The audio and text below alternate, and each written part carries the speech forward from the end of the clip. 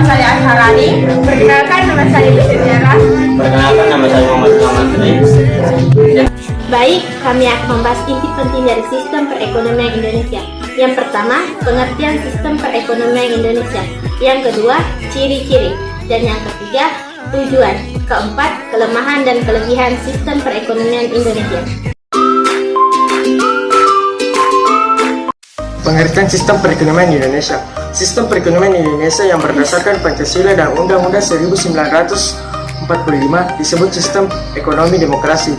Dengan demikian, sistem ekonomi demokrasi dapat didefinisikan sebagai suatu sistem perekonomian nasional yang merupakan perwujudan dari falsafah Pancasila dan Undang-Undang 1945 yang berdasarkan kekeluargaan dan kegotong royongan dari, oleh, dan untuk rakyat di bawah pemimpin dan Ciri-ciri sistem perekonomian Indonesia. Meski setiap sistem ekonomi punya ciri-ciri yang berbeda satu sama lain, namun ciri yang tertuang dalam UUD 1945 adalah satu, perekonomian disusun sebagai usaha bersama berdasar atas asas kekeluargaan. Dua, cabang-cabang produksi yang bagi negara dan yang penting menguasai hajat hidup orang banyak dikuasai oleh negara. 3. Bumi dan air dan kekayaan alam yang terkandung di dalamnya dikuasai oleh negara dan dipergunakan untuk sebesar-besar kemakmuran rakyat. 4. Perekonomian nasional diselenggarakan berdasar atas demokrasi ekonomi dengan prinsip kebersamaan, efisiensi, berkeadilan, berkelanjutan, berkesinambungan, kemandirian, serta dengan menjaga kemajuan dan kesatuan ekonomi nasional. 5. Ketentuan lebih lanjut mengenai pelaksanaan pasal ini diatur dalam undang-undang. 6. Negara tetap mengakui hak milik perorangan yang tidak bertentangan dengan kepentingan publik.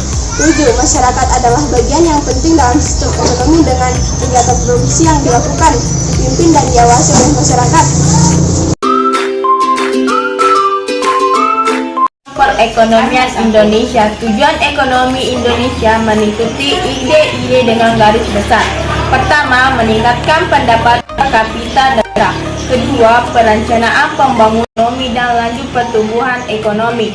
Ketiga, meningkatkan taraf hidup penduduk serta penyejahteraannya. Keempat, memperluas lapangan kerja dan mengurangi pengangguran. Kelima, mengurangi kesejahteraan sosial. Keenam, meningkatkan kapasitas produksi. Ketujuh, meningkatkan investasi. Menurunkan angka kemiskinan.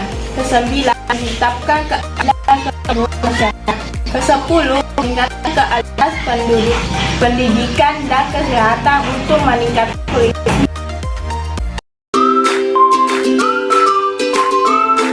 Kelebihan sistem ekonomi Indonesia yaitu 1. Adanya kebebasan dalam berkreasi dan berinovasi. 2. Diutamakan untuk kepentingan rakyat. 3. Pengelolaan ekonomi secara kolektif. Sekian materi dari kami.